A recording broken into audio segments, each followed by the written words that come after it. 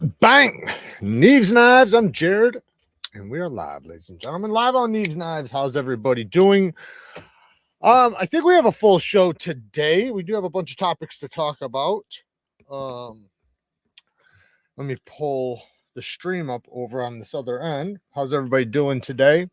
What's in everybody's pockets? Let's talk about that. I'll tell you one thing I can't get out of my pocket is the damn quiet carry drift, man. This thing is really cool. Although I did have something show up today, it's probably going to push it out. I'll probably post a video of it tomorrow or the next day. It's really good, man. I can't believe like I allowed it to fly under my radar. And I had seen it around. I think something about it just didn't, it's not that it didn't speak to me. You know how you look at something and you think that it's going to be a certain way, you know, like just maybe by the size or maybe something's, you know, it looks tight or something. So it's like you think in your head that it's going to be, oh, that's probably not going to be the best reverse flicker, or that's probably not going to be the best this, or maybe not the most ergonomic. You think that. So then it kind of drops it down, even though other people are saying how great it is. Well, I shit the bed on that one because I just got one in, and it was definitely that type of thing where, you know, I kept overlooking it when I seen reviews. People were hyping it up, and I was like, yeah, it's not as good as they're saying. You know, it's just what you think. But then it's like, damn, this thing is so good. So hopefully you guys see that video tomorrow or the next day. All right, let me pull this damn thing up. What the heck? There we go. So, as people get in here, we'll go through some of these topics. But what's everybody carrying? What's in everybody's pockets? I want to know what's in your damn pockets. What's up, Haven? The quiet carry drift large. Super slicey, man. That's one thing I love about it, is just how slicey it is, and it's such a good EDC knife. That's the beautiful thing about it. It is a fantastic EDC knife. They kept the same thinness as the small one and just stretched it out. It stretched out and widened it, but they didn't make it thicker, which is beautiful, because that's why, man, this geometry is so slicey. But it's not even just that, it's everything. You know, since the blade's a little bit heavier, it's even smoother. Yeah, man, they're kicking ass over there. My pocket. Oh, where'd it go? Got the best tech Titan. Titan. That box of knives he did the video on, that first Red Horse custom, I think it was, looked sick as fuck. Vision FG in the pocket. Vision FG, nice. Spyderco Stretch 2 and K390. That's a good one. That's a real good one. We might talk about K390 here in a minute. My pocket has my wife's baby banter. Well, sounds like you're stealing your wife's knife. The baby banter is a good little banger. I want to get that Warncliffe one. The iconic RCK9. Okay, so you got the liner lock version. So I got the titanium Reat version. I'm not sure who makes those the budget ones, but that's what I'm guessing you're talking about. Very cool. The CRKT sketch. I don't know that one. The CRKT sketch. I don't know that one, but we are going to talk about CRKT here in just a minute too. Carrying the KIZER sheepdog with the clutch lock. That's a good one. I got the purple and the black. Yeah, man, the clutch lock. I'm glad that they separated the name, you know, because yes, it's a crossbar lock, but because of that adjustment and because they send the extra springs that are thicker, it's kind of different, you know, and it feels different. Like it's the most satisfying and best action personally that I've experienced from a crossbar lock. The only one that comes close to it, and it's crazy to say this, is SOGs. You know, the SOG Terminus and what is it, the Seal or whatever it is. Those ones are really good. You got the mini sheepdog. Hell yeah. Got the Gunner and the Vampire Jack. I got the Vampire Jack right here as well in my blue and red matching slip. The slip looks gorgeous with this thing, doesn't it? Doesn't it just look gorgeous? I love having the slips match the knife. KIZER Frag X. Oh, you got the XL original. That's a good one too. I got so I have the frag one, I think the aluminum one and the micarta one of the XL, I think, because I have all the small ones for the most part. I gave a couple of them away, but the Spartan Palace and the Tonto Kickstop. I'm guessing you're talking about the Chavez. So that's one that I want to get. I want to get more because I know Spartan has a few models. There's a couple of them that I wanted to get. I did get to try one at Blade Show, that button lock one. And before I got to try it, I heard everybody saying how light the detent was. I think they might have made it a little bit stronger. The one I tried at Blade Show was a little bit better. Is that the Palace, the one with the button lock? Am I correct? I also have my Teravantium. Well, that's what I got right here. And we're going to talk about this knife in Magnacut because I'll be honest, I would love this thing. I would like it even more than the Teravantium in Magnacut. Got the ProTech Malibu Warning. That's a banger. The PM2 Rosecraft Clinch River Swayback today. Awesome. Kyle's got Robbie in his pockets. I'm just joking. Deacon's got the Koenig Mini Goblin. I haven't heard that one in a while. That's awesome. Yeah, that's a good one too, man. That's a really good one. I remember when that first came out, that was just like, it was like one of those grail pieces for like everybody's collection. I'm borrowing her knife for an extended period. Huge difference. Stolen. Flicking the DIVO nip at the moment. Yeah, that's a banger. Yeah, and I'm not the biggest small knife fan, but if they're done well, then I like them. And the nip is one that is just, it's like a little fidget toy that's also a good knife. Hope he doesn't borrow his wife's underwear too. S90 VPM2 and just swapped the Civivi Sentinel Strike for the Cubit a few days ago. I don't got the strike out, but I do got that damn Cubit always close by. Cubit's always close by because this is such an easy grab for me. Like if I'm wearing shorts or anything, like it's such an easy grab. And I use it for a lot of things, like even just sitting here, opening things up. It's kind of like my, how like I have a ton of knives around me, so I can reach for any one of them, and I do. But that one tends to be one that gets grabbed a lot. The Spyderco Delica K390, waiting on the pair of 3 Magnacut. I know I'm waiting on my Magna. Or no, I got the Kruger. I didn't wind up getting the Magnacut. Damn it. That kind of pissed me off because I wanted to get one of the Magnacut Spyderco so bad, but I wound up getting the Kruger XL Manix, and then I wish they would have just did Magnacut in that new knife, the Bodacious or whatever it's called. All right. So you got the Quiet Carry Drift Large and the Tactile Turn Maverick in full tie. Hell yeah. Very cool. And Ryan's got a $50 Walmart Gerber Tonto with serration spring assisted. Well, that's I'll let it pass. I'll let it pass. At least you're carrying something. That's what I care about. Okay, rocking the Sokoke or the Sokoke. I don't even know if it's called Sokoke or Sokoke. Todd Carr's got a full pocket. Leatherman Surge, Gerber Diamond Shard, SD Classic 3-inch carabiner knife, Cold Steel 8010, KIZER Escort 20 CV. Shut up, man. There's no way you got all this in your pocket. CJRB Small Centro's 5th pocket, Papa Bear Knives, Pocket Lucky Fixie. Wow. Holy shit. Man, yeah, I hope you got a good belt. How do I find the Northwoods leather slip for my Vampire Jack? I don't know about that. Maybe on Jack Wolf's site. I don't know. They might have some on Blade HQ. You can check my Blade HQ link. These ones are from John Powell. I'll be talking about them soon. I did get some from Richter scales, and he's got some good stuff too. Just seeing that Kubi has some knives with Ultem. There goes half my paycheck.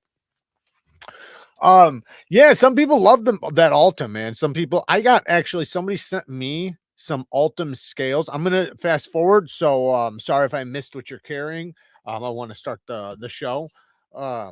So somebody sent me, I actually have it right here, some Ultem scales for the Vision FG. I haven't installed them yet, but they look pretty cool. I mean, they're kind of a cloudy finish one, but yeah, I'll probably swap them out and try them. I don't think they're making this one yet, but I'm sure they will.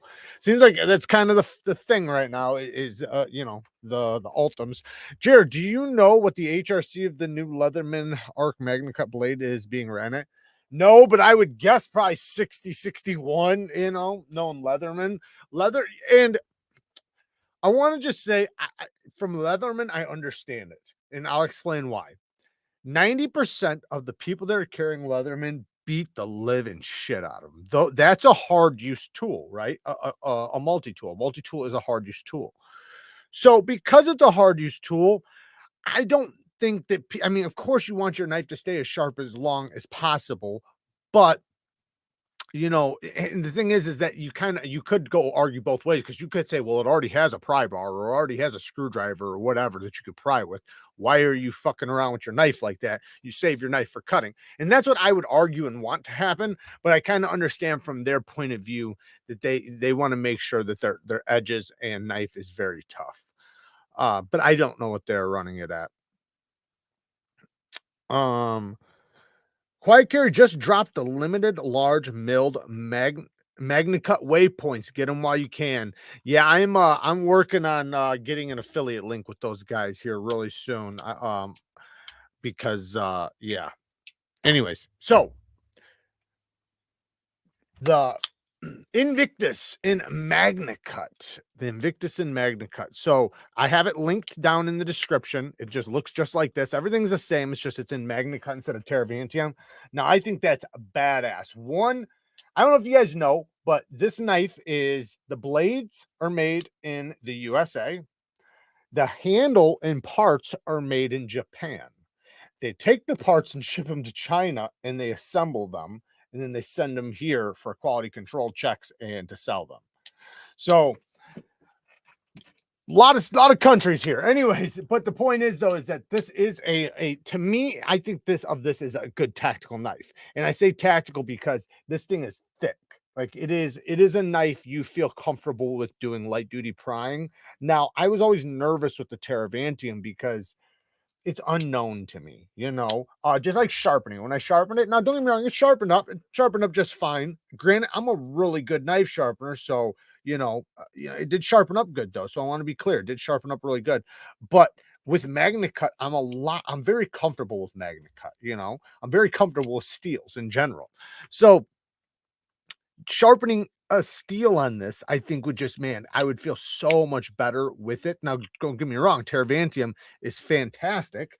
But when you're talking about Magnacut, you're going to have a longer edge holding ability, a finer edge holding ability, meaning you can take it to whatever grit you want. The one thing I wish they would do though with the Magnacut ones is thin out the geometry. I love the blade shape. This is like one of my favorite blade shapes. I just wish they would hollow this out instead of using a flat grind, because like look at that tip. This thing is thick and robust, which is cool. You know, it'll stab, it'll pry, you know, it'll do stuff like that. And you know, for a tactical knife, that's what you want. And this is supposed to be an all-terrain knife. That's kind of the point of this. It's an all-terrain knife. It's made for, you know, for any conditions, for any situation, yada yada yada. So I respect it, but with Magnacut, man, oh man, that's the way to go. I think that it's twice as good with Magnacut. I've got the large Invictus in Teravantium, but I really want to get it when it drops in Magnacut. It's already dropped. I got it linked in the description for you, bud. You can get it right now, linked in the description. So if anybody, I'm not gonna have everything from this video linked, but a few things will be linked down in the description. Anyways, and if I have to, while we're going on and on, I'll link the other things we talk about. And I do appreciate when you guys use my links. It does benefit the channel. So thank you.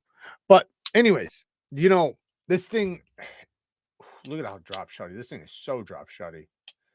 But it does have good ergonomics for the blade, but it's just because it's so robust, it's not going to be like a super slicey EDC, but that's not what it's trying to be. So I want to be clear.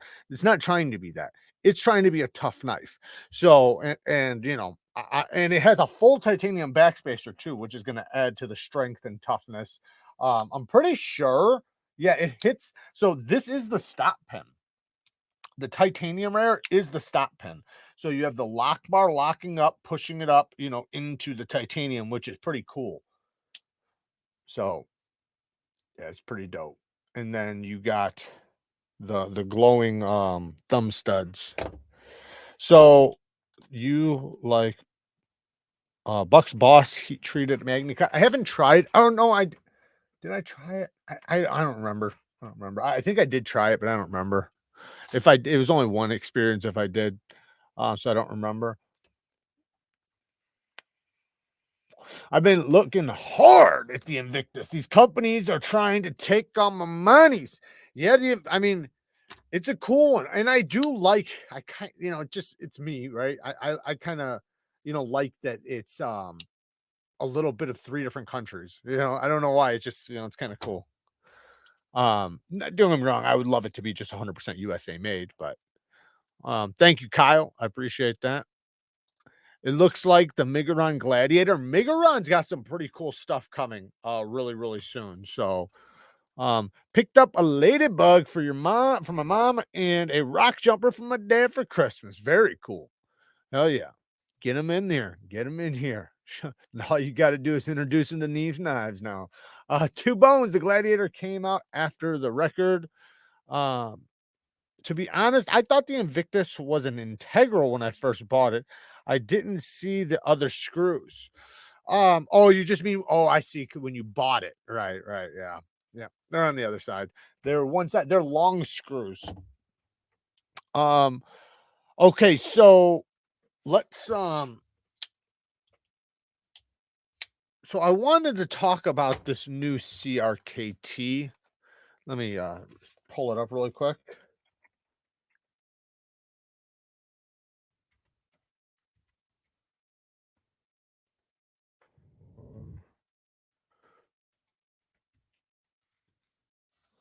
I can find it. Yes, here it is. Is it anywhere else? Let me see. Yes. Oh, it's out of stock here, but that's my affiliate, so I'll just use them. All right. Let me pull this up. So this to me, you know, I don't know what to think about it. I haven't tried it or anything. I think this one's made in Italy, but they do have some USA made CRKTs, I think made by Hogue, that I actually want to try.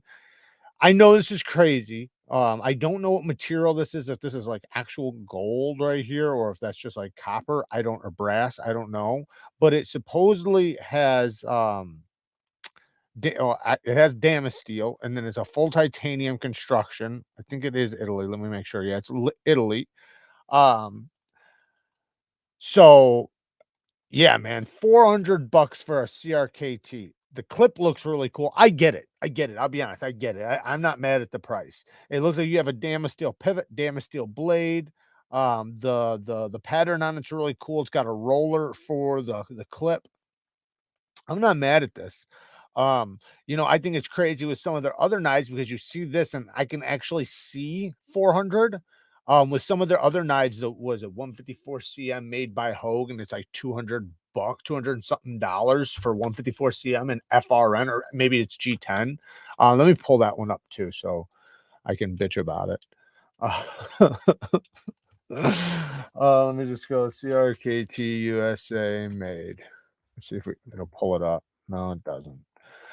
All right, just go like this. CRKT. Nice. I forget the name of it. Otherwise, I would just pull it up. Maybe it's not in here. Let me look at it someplace else really quick. CRKT USA made crossbar lock knife. That's how you find it. Yes, I knew Blaze. She fucking had it. Okay, so let's remove this one. Stop screen. So here's one of their USA made ones from I think Hogue is the one who's doing this. $169. So they lowered the price because nobody was buying it, because they were like, what the fuck kind of price is this? Yeah, it was over $200. and it's like for 154 cm and G10. Is it G10 or FRN? It better be G10. Yes, it's G10. But it's like, okay, I understand that it's USA made, right? But Hogue's doing it. Sig Sauer does the K320 for like 144 bucks for S30V and FRN. G10 doesn't cost that much more, so throw that out the argument. But for better steel for way less. Now I know CRKT, maybe they have a bigger overhead. I don't fucking know. But 169, I'm not mad at it. It's for that. I'd rather it be around 130. I think that would be a really good price. Considering you got the Hogue Deca for what, $140 in Magnacut. You can get the G10 one for what, 150, 160, something like that. I know there's CRKT involved. I do like that this is only a 90 thousandths thick blade. That's really cool, actually. That's really, really cool. All right, let's hear what you guys are doing or saying. I bought the 8010 Light Tonto just to make Jared jealous, but I need his Amazon link, so it shouldn't hurt too bad. Well, thank you, man. I appreciate it. Speaking of integrals, do you have the Wii Orpheus? That's supposed to drop next week. Nope, I do not. I do not have the Orpheus. At least, yeah, I don't know if they're sending it or not, but no, I do not. They usually send it a couple weeks ahead. Stasa23. So shout out to Stasa. Definitely go and follow his channel. I'm sure you guys all are, but if not, slap yourself and get over there and subscribe. They can damn steel keep that bitch. 400 plus money dollars for a CRKT. Hell to the no. Well, remember, it's not CRKT making it. It's an Italian company making it. That also makes you think, like, is the steel soft? Is the steel soft? Well, it's Damasteel, so Damasteel's doing it, but I don't know. I know what you mean, but I do think, okay, so we have to give them a little credit because what has it been? I don't know, 5-10 years. Let's say 10 years. They've made not crap, but they've made very overpriced budget knives, and some of their knives were crap and some of their knives were great. They actually did have a lot of tons of great designs. Like, as far as designs goes, they got tons of them. Execution, some of them were good and a lot of them were horrible, but the prices were always like, what are you guys thinking? So we bitched for 5 or 10 years that we wanted to see them step up their game. Step up your game, guys. Step up your game. And now they're trying to. They're starting to. So, give them a little bit of credit there. I'm just hyped. My first Rosie should be here Friday. Woo! Get your alligator boots. No, it's dope, man. Good for you, man. Good for you. You just made the entire chat fucking jealous and pissed. So I want to know your guys' thoughts on the Microtech Amphibian. For those of you that don't know about it, I'm going to pull it up. What is your guys' opinion on the Microtech Amphibian?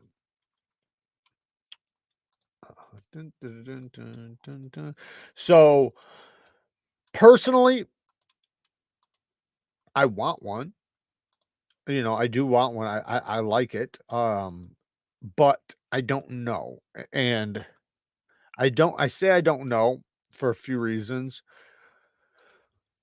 One, it's that thumb disc thing. It might work great. I don't know. That's one of the I don't knows. It looks like it'll work good. That does have a recurved blade. I do wish the tip was a little bit lower. That's my one little nitpick looking at it. Obviously, I'm going to bitch about their steel being probably. I'm not bitching yet, but I would probably bitch about their steel being on the softer side.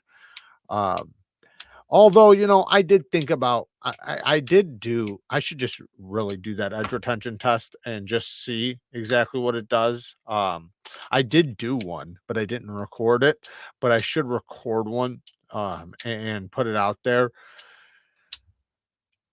But, and that was on their M390 MK.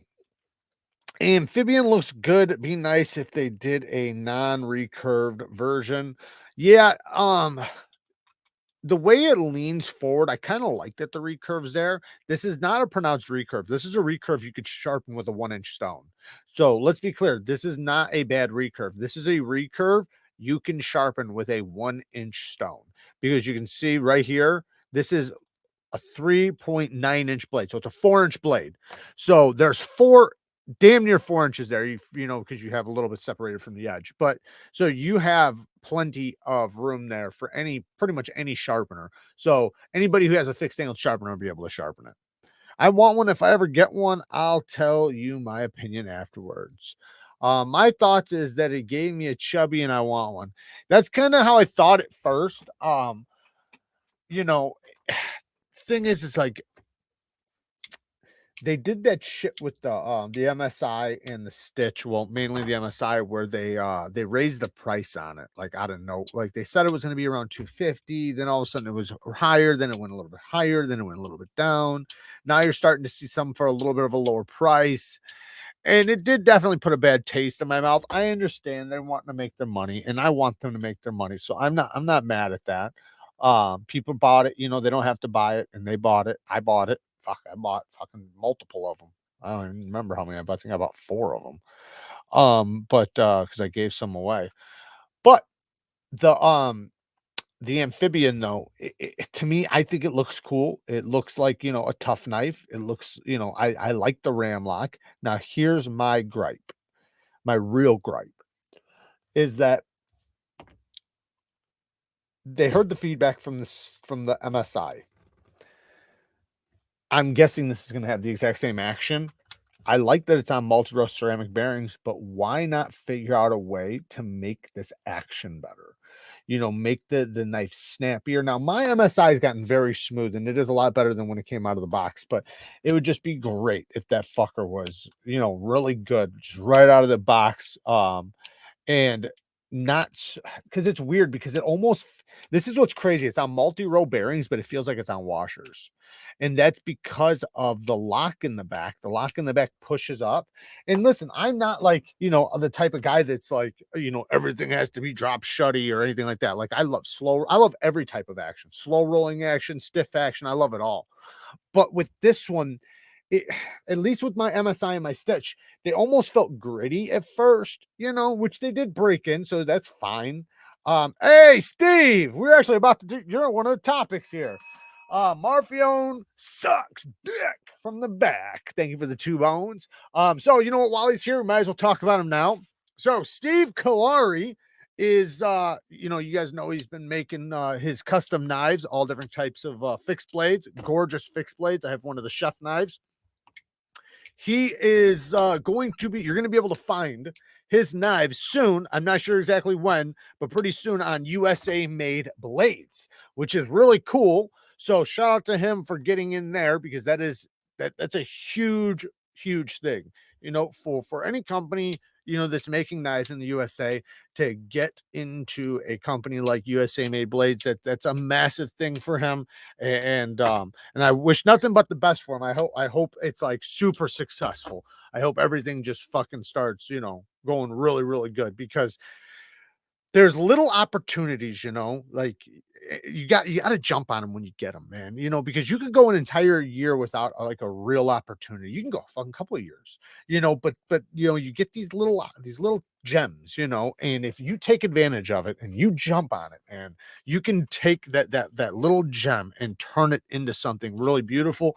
And being in there, you know, having, if he could, you know, it's just tough because he's one guy, right? He's one guy. He can only make knives as fast as he can make them. But if he's making knives at a decent rate, you know, which is only as fast as he can do it, and getting them on the shelves there, it'll give people a place to go and look at variety, you know.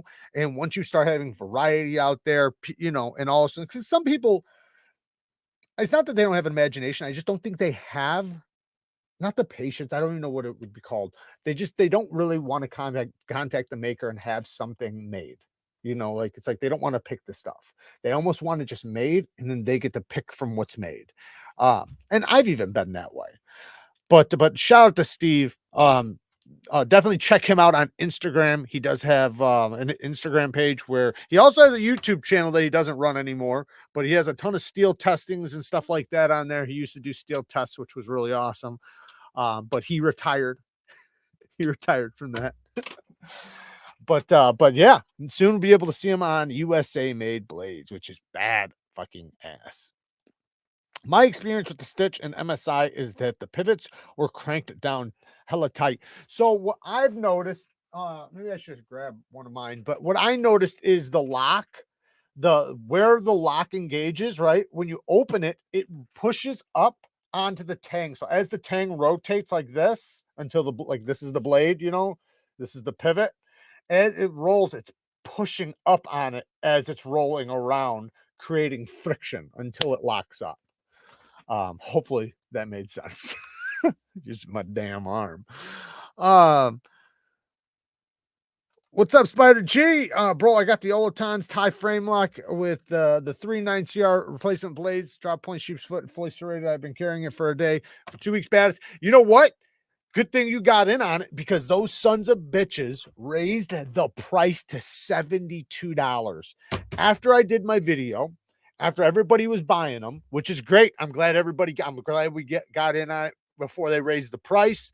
But I actually wrote them a few times already, and I actually, because they haven't answered. They still haven't answered from when I asked if they were you can get the replacement blades. But what I was trying to ask them is, why the fuck did you raise the price? Like, I made a couple videos talking about how this was such a great knife for this price, and now you just raised the price.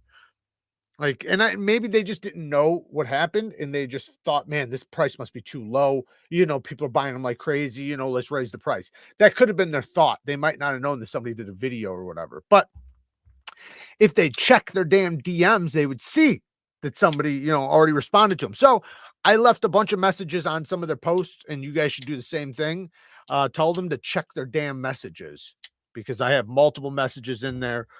Because, you know, if that's the way they're going to do business, I don't care if a company raises prices on something, but the way they did it to me was a little sneaky, unless if when I found it, it was just on sale. That could be, but I don't think so. I think it was that price, and then they seen people were buying it.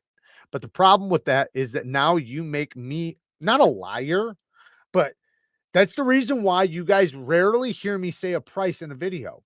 You guys notice that? I hear that all the time. Like, why won't you tell me the prices?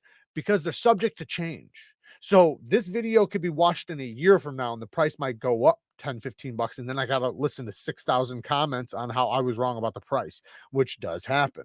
So I try not to say the price, but sometimes when there's a really good deal, it's nice to put it in the thumbnail so people can understand what I'm trying to get them to see. But yeah, fuck me all up. So I again went against Jared's word and bought another M-Tech here in Nebraska. And the little shit is actually decent. I doubt that. I fucking doubt that.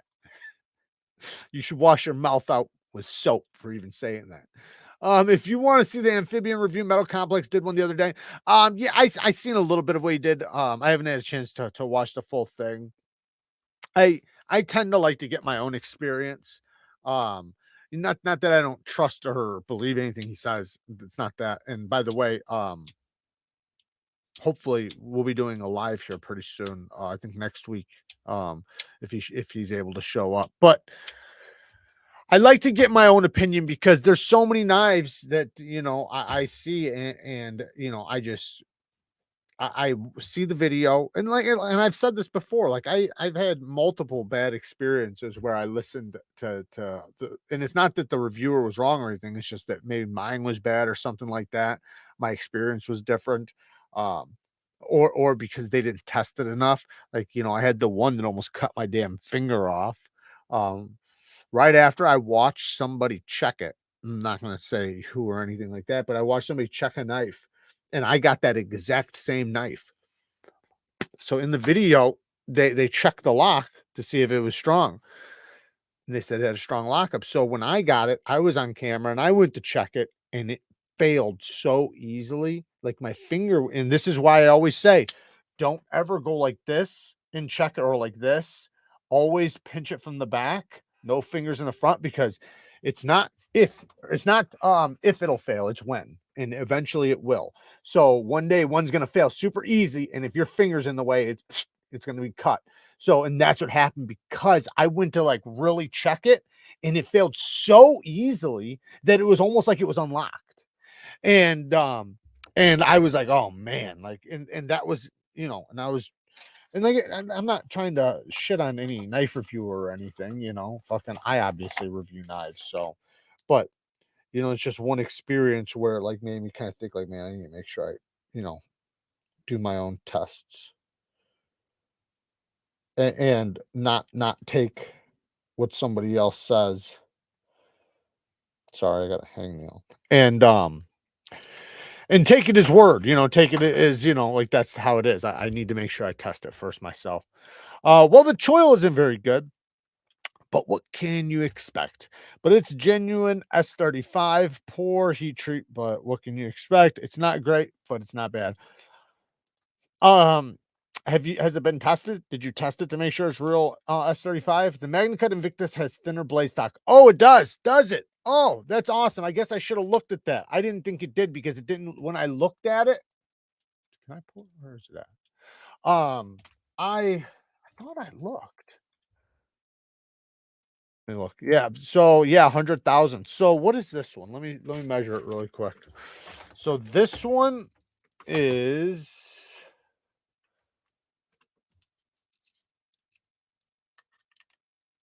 150. So yeah, wow. Yeah, that's quite a bit different. 50,000 is different. I wonder what the thickness behind the edge is. This one's been sharpened twice.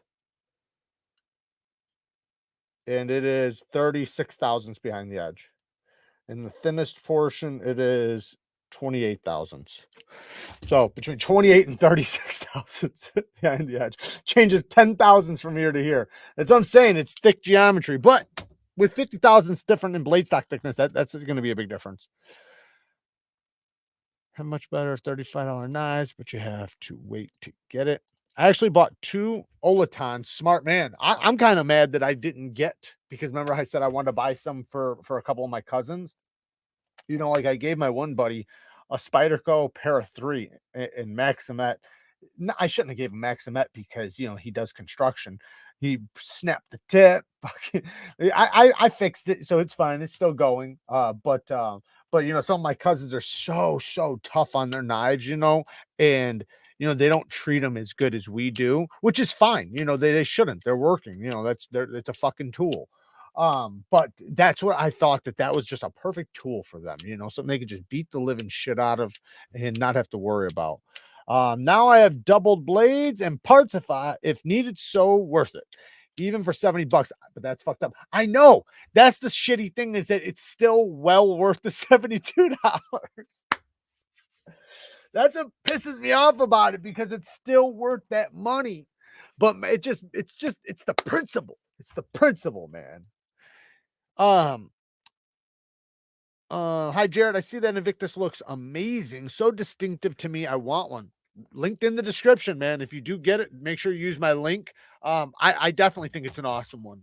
You know, I obviously have this one, and NAFSALE. Wow, everybody's stealing my shit, man. I had all these things popped up to talk about. Shout out to NAFSALE. Thank you for the 10 bones. New affiliate link in your Instagram DM. I've goofed the one you have now. Oh, okay. All right. Well, I have it in the description. So you're saying change it then? Because I have it in the description right now. I goofed the one you have now. Okay, so I'll change it. Thank you, man. I appreciate you letting me know before I started screaming about it. So just so you guys know, you know, let me get this damn thing first. Hang on. Oh shit. Here it is. Oh. So I don't know. Did you give me the link, or? Yeah, I'll just go like that. Copy. All right. So if you look in the description, and you can see them right there, you will see nafsale.com. So shout out to nafsale.com.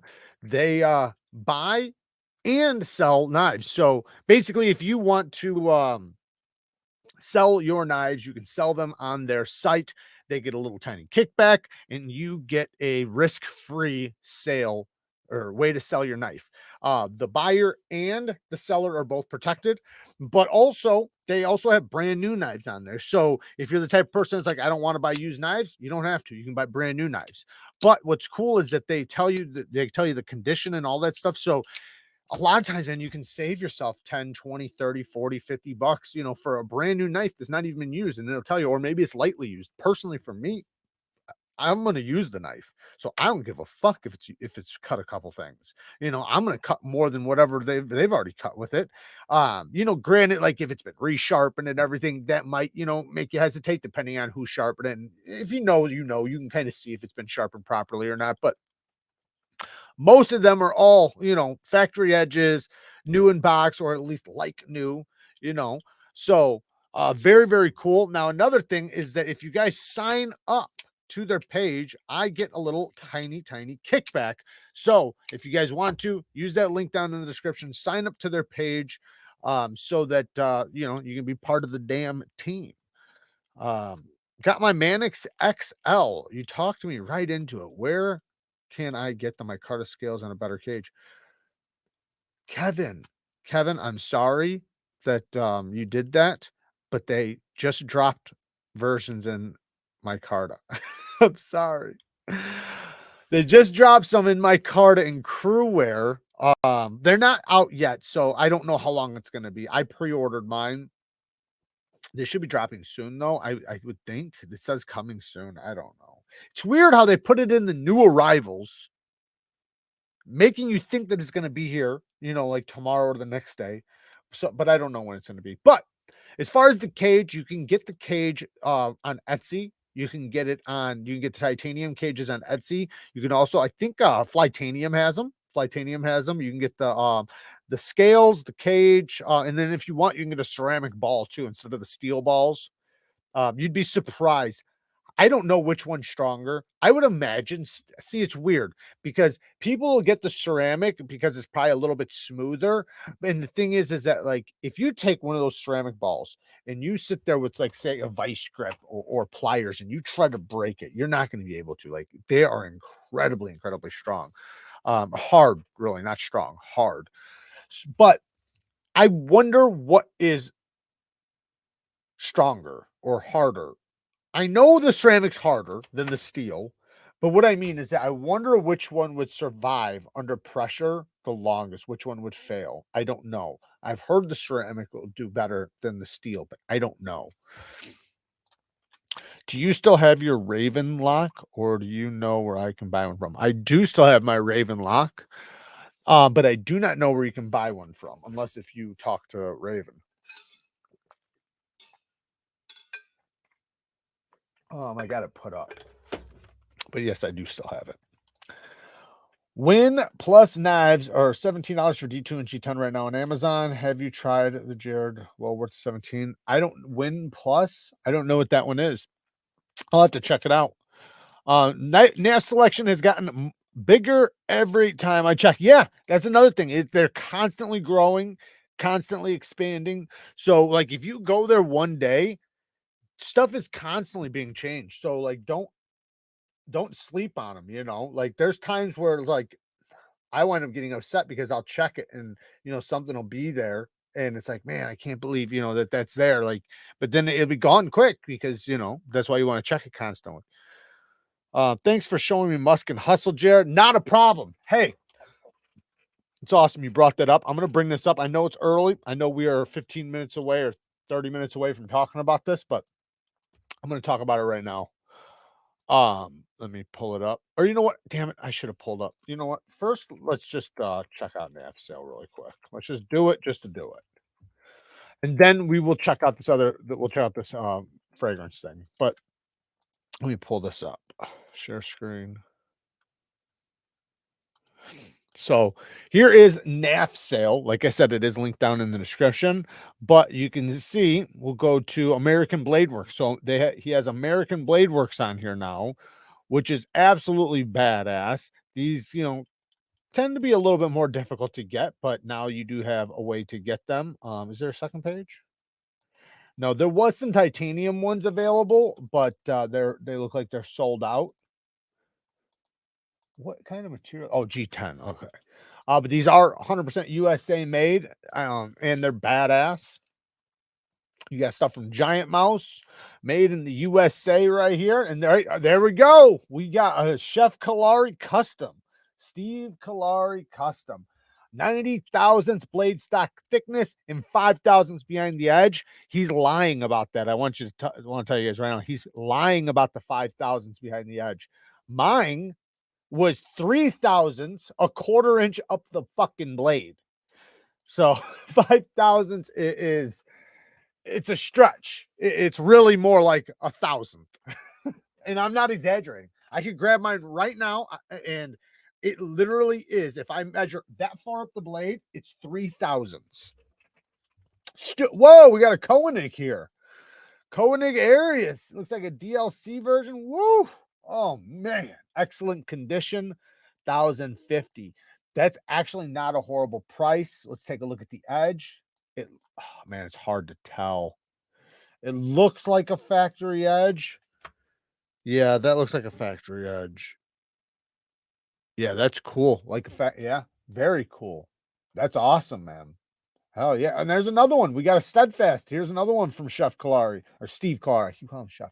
Steve Kalari. This one is 145 thousandths blade stock thickness and 8 thousandths behind the edge, because this is more of, you know, I don't know. You call it an EDC knife. You bushcraft EDC versatile knife. You know, I like how he did those micarta pins. This type of micarta is like my favorite type of micarta. I freaking love the pins that he did. That I personally love the brown cross-cut carbon fiber like that, where you can literally see the strands, kind of like Sabenza's. Oh man, I fucking love that micarta. So gorgeous. Oh, there's the PM2. The Emerson edition, those sold out really, really quick. Brand new in box. I actually have one here that I got to send back to Blade Ops. Got the Yo Jumbo, the Mini Adamas, Benchmade Proxy. You don't never see those. That's cool. Chris Reeves for 475. Is it a large? Yep, and it's a large. There we go. Look at that. There's some of the. Oh, you can barely see it. That's not the micarta I was talking about, but it's similar. What is that? Full tie build bug out? That's pretty cool. How much do they want for that? 280? That's not too bad considering what they try to sell them for stock. Full zirconium build for 300 bucks? That's a zirconium handle for 300 bucks? That's crazy. So some of these prices are straight deals. You got a Sharp by Designs custom for 1,200. That's crazy. So yeah, whoa, what is that? Oh, the HEA designs. I think I tried one of these at Blade Show or something. If you want to see the blade open, it looks pretty crazy. This has been out for a couple years. I'm not sure if they're making them anymore or not. But anyways, very, very cool. Check them out. Linked down in the description. What's going on, Rusty? Thank you for joining. Etsy is awesome. I buy so much great stuff from there. Yeah, because people have their own. They have CNCs. They have the literally the machinery to do the tooling and to make the parts for things. And you know, they just need people to buy it. The aluminum Flytanium ball cages are on sale on Blade HQ for $10 right now. Yeah, I think he wants titanium though, but aluminum is fine. It's better than plastic, that's for sure.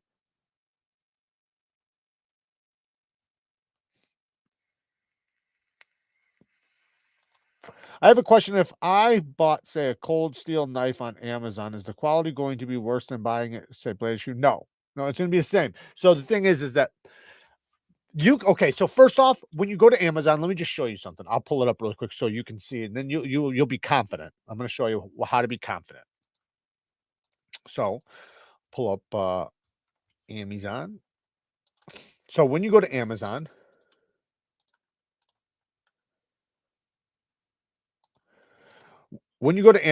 so when you click on something, let's say this Tacoma diamond plate, right? This Tacoma diamond plate, the brand Tacoma, right? You can see where it's being bought from. So that's the thing, is you want to just make sure that it's being like, so this one right here, the Atoma diamond plates are really good. It's most likely may be available at a lower price from other sellers, potentially without free shipping. The $44, no, this is a good price for this. This $44, and sometimes more than that, but let me see. Ships from Amazon, eligible for return. So like if you look right here, well, where is it? Why am I not seeing it? So if you look right here, it's saying brand Atoma. It's probably coming from Atoma, but I know that's just to bring you to Atoma. But like you'll see other companies, like say if I go to, let me show you. So if I go to certain ones, you'll see it'll be like Gritomatic or something, right? Gritomatic is the one selling it. So in Gritomatic's an actual store. So that's who's selling it to you. So you want to, you know, you can kind of look, but it just depends. Like here, right here, visit the Gendy store. So Gendy is the one selling these, and they sell sharpening supplies. So usually, in many cases, it's the actual company that's going to sell it to you. It's Cold Steel in a lot of cases. Now it might be a different dealer, but just look, you know, and see what dealer it is. Like you'd be surprised. Benchmade has all kinds of shit on there. Even Medford has knives on there. Like, so just look, and sometimes it's other companies selling the Medfords, but no, you'll be just fine, just like anywhere from Blade HQ, GP Knives, or Amazon. You have the chance of getting a lemon always. That's just the way life works, right? It's a balance of probabilities. It's unlikely to happen, but it, you know, if you buy 100 knives, it's likely you're going to have a lemon here and there. Luckily, with Amazon, you can easily return and get your money right back. Like there you have plenty of time to get it back, get your money back. So there's no worries, you know, just like Blade HQ, same thing, or GP Knives. Dave Goodrich with the 10 bones. You were right about that Dylan Blue. Hell yeah. I love it. I love hearing that. Now I want to know who all tried. This is exactly what I sound like when I'm looking at knives. I want to know who tried the Alexandria Game Time. Who bought it? I want to know who bought it and what they think of it, because I believe it's back in stock. I'm going to look for it right now. If it is, I'll throw it in the description. Because it did sell out the last time. Yes, it is. Oh, wait. Oh, that's the wrong one. Come on. Yes, I found it. $42 for this bottle right here. I can't tell you how good a quality this fragrance is. This is such a beautiful, not even beautiful. It is a very masculine, awesome fragrance for a man. Personally, for me right now, it's probably my favorite. I it's hard to say it because I love the Dylan Blue. I like there's a few other ones I love, and we have a different fragrance we're actually going to talk about, but there's like 5-10 fragrances that are like my favorites. And this is definitely at the top, like top 3. It is so damn good. It's semi-sweet, but it's also super masculine, so it has like a this woodsiness, this earthiness. It's also a fruit, but it's like a pineapple fruit, like the plant. So, but then it's got this sweetness in there. It's basically, the way that they say it is that they took two different very popular companies that are like $400 a bottle, like literally $400 a bottle. Baccarat Rouge 540 and Creed Aventus, and they mixed them and they had a baby, and that's Game Time. So and you can smell it. That's literally what it smells like. It smells like I literally took some Creed Aventus, threw some 540 in there, shook it up, and that, yeah, it's so fucking good. But I've gotten many compliments already. I even had an Uber driver stop me and ask me what I was wearing, and then he bought it while I was going into the gas station. Like, it's crazy. It's so good. I even got my buddy picked me up today, and he checked it out, and he was freaking out about it. It's really good. So I'm just curious if anybody else got it and what they think about it, because I know a few of you guys bought it. It's back in stock. I just linked it down in the description. If you can't see it, just, you know, whatever the page. But yeah, what a banger ass fragrance, man. So good. I actually just got a new fragrance. Might as well just talk about it really quick. And it's so good. but I wore it yesterday, and then, it's crazy because this stuff is really fucking good, and I'm gonna tell you what it is, and we'll talk about it, but, I wound up putting this back on because, it's hard for me not to wear this. It's probably gonna be my signature scent. But the new one I just tried is Gucci Guilty Pour Homme. I kept hearing about this.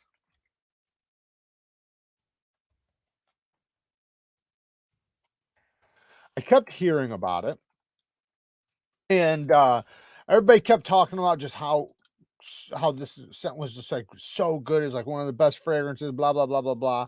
So I decided to try it out because it's supposed to be like super fresh, super this, super that, and it is like it is definitely a very mass appealing fragrance. This is a to me, it's almost like if anybody knows these fragrances, this is what it reminds me of. It reminds me of a blend between um 1 million Lucky and Invictus. That's what it smells like. It's like a mixture between them. It has this similarness to 1 million Lucky, which is my favorite sweet men's fragrance. It's discontinued, but you could still probably buy it. I bought a huge bottle of it when I found out they discontinued it. But here's the note breakdown: citrus, lavender, woody, white floral, aromatic, patchouli, sweet, fresh, spicy, and vanilla. Um, I'd say that's kind of a weird note breakdown. It's sweet, it's fresh, it's I don't know if I'd say woodsy. No, I wouldn't say woodsy. I definitely would not. You definitely get the lemon and the lavender. The African orange flower base notes are Virginia cedar, patchouli, and vanilla. So that's probably what just kind of keeps it in the man group. It kind of makes it a little bit more masculine, but it's not a super masculine fragrance. This would be a freshie. This is one that you could wear on a date. This is one you definitely want to wear on a date night. That's kind of the type of fragrance it is. I probably wouldn't wear this to the office. A little bit too a little too fresh and a little too sweet. But as far as just going out, to a party, going out with your friends, going out to the club, going out with your girlfriend, date night, anything like that, going out to a restaurant, this is a banger, absolute banger. And depending on where you work too, like because I when I say going to work, I usually am like thinking in an office or something, and I'm thinking of like in a confined space. But if you're not in a confined space with people, then you could totally wear it. Jared, they have the 30 and 55 mil bottles. Yeah, I only did the 30 because I figure people are most likely going to buy that over the big one. But I'll link whatever they want. Hey Jared, other than cologne, what other stuff do you like? Shampoos, conditioners, body wash? Yeah, of course I like all that stuff. Yeah, I get into everything, man. I like anything health related for men. I love. So I'm definitely into fitness stuff. I'm into anything that improves your health. I'm into anything that improves your quality of life and things like that. So whether that's skincare or fragrances, whatever, or exercise, working out, healthy eating. Um, I love wallets. I love watches. I'm into flashlights and shit too. I'm into a lot of things. But it's just, obviously, I have the knife channel, so I mostly talk about knives, but I also, talk about watches and wallets and stuff like that, belts. I love boots. That's another thing. I love boots. I like good clothing. Doesn't have to be expensive, but good. I like quality. Like if I'm going to get some boots, they better be triple or quadruple stitched, or at least triple stitched. Same thing with like, leather jackets and stuff, so I pay attention to those little details now because I've watched so many things on them, kind of like how we watch knife content. If you go watch some boot content or some leather coat content, they'll get into the little details and you'll start realizing the things to pay attention to, like the type of zipper it has, the way the zipper's done, to the way the stitching is done, to the type of stitching that's done on it. All that stuff. The type of leather. That's another thing. Like when I started learning about grain structure on leather and what good quality leather looks like compared to cheap, I can see it a mile away now. I can see cheap, crappy leather, and it wasn't always so easy to see that because sometimes it'll be a nice thick piece, but you know what you don't know is that what it is it's not a thick piece. It's literally a thin, very thin piece with plastic lining on it. Like, so there's all different types of tricks that they try to do to sell. Like shoes do that a lot. Nike shoes do that a lot. Like they'll use real thin leather and then use like this plastic coating over the top of it, which melts. Like, but anyways, but when you get into the shit, you start learning all that, and I love it. But Kevin Smith just became a new member. Shout out to Kevin Smith, man. I appreciate it. Shout out to you. Thank you, man. I appreciate the support. What are some other freshy blues that compare to Versace Dylan Blue? I don't know of any that like compare right to it, but I will say the Versace Pour Home is a really good one. Um, Another one would be Coach. Coach for Men, that's a really good one. Coach for Men, super good. Another really good one, I always talk about the Sauvage EDP, or just the Parfum, the Le Parfum, I think it is, or just EDP, whatever. I wouldn't say the EDT, I'd say go for the EDP. That has a similarness to that one, but the Dylan Blue has a little bit of a sweeterness to it, while the Sauvage does not. But those ones, I would stick with those ones if you're looking for a blue fragrance, that's super popular, super good, very mass appealing. Another one, really quick, Mishoni Wave, Missoni Wave. It's a blue bottle, very good. That's a really good one too. Aaron's been a member for 9 months. Did you see the Quiet Kari Waypoint Large? I did. They're supposed to be sending it to me. So I'm excited. I am fucking excited because I'll tell you what, if they weren't going to send it to me, I was going to buy it. So I was definitely going to buy it. Agua di Gio by Giorgio Armani is the only scent that I've ever used, but that was about 20 years ago. Not sure if it has changed over time. So I have a bottle of it. I'll say they recently discontinued one of them. I think it was the black bottle they discontinued. I have the black, the blue, and the clear. The new clear one is a revamped version of the old clear one. I have the old clear one. I like them. They're great men's fragrances. They're super masculine, fresh, good fragrances. I don't wear them that often though. So they're good fragrances because a lot of men like them. But to me, there's so much that, to me, it's too many men are wearing that fragrance, and there's so many beauties out there like Game Time. Like I would never pick that over this. This is a gem right there. So I would say that those are good, and used to be great. Now they're considered good. They used to be great. Now they're good. But there's a lot of fragrances now that are great that just bury those fragrances. Those will always be timeless. That's the beautiful thing about it. Those are timeless fragrances where in 10 years, nobody's going to think that smells bad. 20 years ago, nobody's going to think it smells bad. It's just a timeless fragrance, but that doesn't mean it's always going to be like a super popular fragrance over time. What defense knife do you carry? What defense knife? Whatever knife I have in my pocket, whatever knife I have. I try to make sure I carry something that can do damage. Very soon it'll be my own FLN. I'll be carrying that as soon as that gets done, coming up here really soon. There is still pre-orders available if you do want to order a USA made FLN. But no, whatever I have in my pocket, man, I'll use whatever I got. And I try to make sure I have a blade shape on me that can do multiple different things, if needed. But yeah, and I like to be versatile with, whatever's in my pocket, but I'm pretty quick to, I'm pretty good with my knives, so I handle them enough, dude. I just realized when you read my comment that I don't have the NEEVESKNIVES emblem anymore. Did I lose my membership? I can see the money sign next to it. I can see the money sign right next to it. You see it? That means you're a member. You just got to you can change your emblem to something else, but everybody who has the money tag next to it is a member. Jim Miller's a member. Dog One's a member.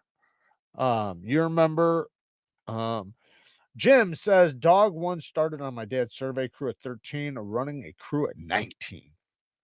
That's how I was too. Ed Durbin's been a member for 19 months, almost 2 years. Can't believe I've been around this long. You're so boring. Love you, buddy. Thank you, man. I appreciate all the support, man. And you're not bad yourself. Um, but yeah, man, I didn't even realize it's been that long. It doesn't feel like it. I greatly appreciate the support, man. What's up, Neeves? Hope all is well. I missed anything important? Yeah, you missed actually a lot of important. Rewatch this entire damn thing. So I do want to say though that for the members, I just, man, I have to catch up with a bunch of shit right now. And I know I said this before, but once I play this catch up game that I'm playing, I'm going to start putting a lot more into the memberships, what they get and like, the videos they see and stuff. So it's going to start popping off. Cutting Board Reviews says, I pre-ordered your knife on day 1. Yeah. Any word when they will ship? The first batch should be November 15th. So they should be done before that, but they were trying to leave because things happen. So they tried to leave some days in between to make sure that there was a little leeway, and it's supposed to be November 15th. So that's what it's supposed to be. Hopefully that's what happens. Thinking of upgrading the cage and ball in my Manix 2, will you talk about the difference in feel and durability, etc.? So the feeling is the cage is grippier when you get, well, at least mine. I don't know about your cage because I don't have your cage, but the cage I got was a titanium one. And steel is grippier than plastic. Is the plastic one good? Yeah, it's fine, but the titanium one definitely feels a lot better. So that's one thing. Now, if you replace the ball with a ceramic ball, it tends to be a little bit smoother. But you don't have to. It's still super smooth with the steel one. So the action doesn't change that much. The action pretty much stays the same. It might sound slightly different. The differences are going to be very minimal, but the the things you're getting is that you don't have a plastic cage, because when the tang of the blade is hitting the ball, right, it's wedged into the ball and the ball's wedged in from like the spine to the cage, to the tang of the blade. So that cage can malfunction and break, and the back of the blade or the back of the handle will push out, and that's when it catastrophically fails. Having a titanium cage will make it more stronger. Now, the thing's strong without it. So I'm not trying to say that it's weak without it. I haven't heard of anybody failing their fucking Manix too. Um, they're very strong, but it makes them even stronger. So, but depends on if you change your ball and things like that. Um, and thank you, CBR. I appreciate the support, man. Do you carry a secondary third, or sometimes it depends on what I'm doing, where I'm going. And if I leave and I carry my bag, I always have a couple knives in my bag with me. Like if I go to the gym, I'll carry the knife that I have on me, which is usually a lightweight knife because I'm gonna be working out. And then I have a couple knives in my bag so that after I get dressed, get out the shower and dressed, I can swap to my main carry. Um, but like if I take my walks and stuff, sometimes I'll carry 2 knives. Sometimes I carry one just because I want to film it. Sometimes I carry it because I'm actually, gonna be I might use it. But I usually don't need to carry 2 or 3 knives. I used to when I was working at the distillery, I had to, but that was because I was burning up my edges and I needed more edge retention. So I just bring another knife. Uh, so, it's just I'm the one knife I have, will do whatever I need it to do. Usually. Now there's times when I go out and I'm filming and stuff, I'll bring multiple because I'm testing them and doing things like that. Jared, do you think there's a high quality electrician's knife? I use a Warncliffe and Della right now, but looking for something new. So I will say yes, I think there's a bunch of knives. Like, one thing is you obviously already have your utility blade, right? I separate the idea of that. So you have your utility blade, which is going to be your work knife, stripping wire, things like that, right? Whatever you need to do with, that where you're not going to want to damage your blade over what you're going to do, right? Like if I have to cut, like say for me, like when I did siding, fascia, and gutters, when I cut my aluminum, I wouldn't have used my pocket knife to cut my aluminum because literally it's going to wreck my edge and I'm going to have to do that 150 times. So I'll use my razor blade for that. Now my pocket knife will be used for other things, like if I have to cut a rope, cut a strap, open a box, break down a box, or maybe tie something up. You know how you always tie shit up, or maybe I need to, even some things that are on the job that you might do. I might have to chisel out some wood, so something can fit perfectly, or whatever, right?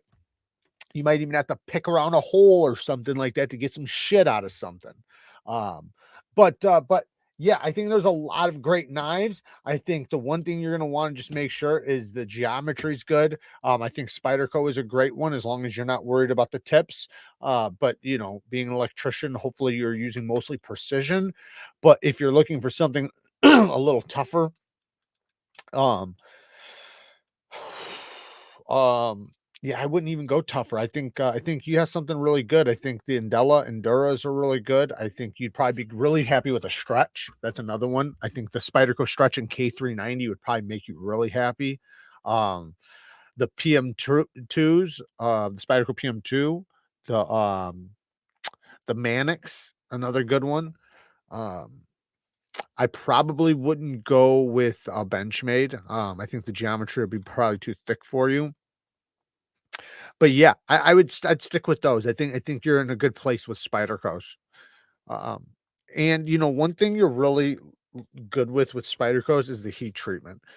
You're pretty much guaranteed you're gonna have a good heat treatment. Um, but as far as like an actual electrician's knife, you can look it up. There's some out there, but they're gonna be, disposable blade type of knives. What you're looking for is a specific knife. Now, if you're looking for like a hawk bill or something like that, a lot of electricians like hawk bills. There's tons of knives like that. You just kind of get that because you're gonna have a specific thing that you need to use more than anything. And if you know that, then that's kind of where I would point you towards. Like if you're doing mostly utility cuts, and I'd point you a certain way. If you're mostly cutting wire or line, I'd point you in a different way. Just so it just depends. Um, what is today's carry pocket check? We did that earlier. I got the quiet carry large drift right now. And I'm also sitting here fidgeting with the new, not the Magnacut one. I almost said with the new Magnacut Invictus. This is the Teravantium one, but I do have the Magnacut one linked down in the description for anybody who wants to get it. I can't get into your Patreon, Jared. I can't figure it out. It's linked down in the description. But Anthony, join the membership. I'm gonna close down the Patreon in January. If you want to join, you can join. You can catch the next couple giveaways. But in January, I'm going to December, January, around there, I'm gonna close it down and I'm gonna send everybody over to the memberships. So if you want to, just join the membership, and which is also linked in the description.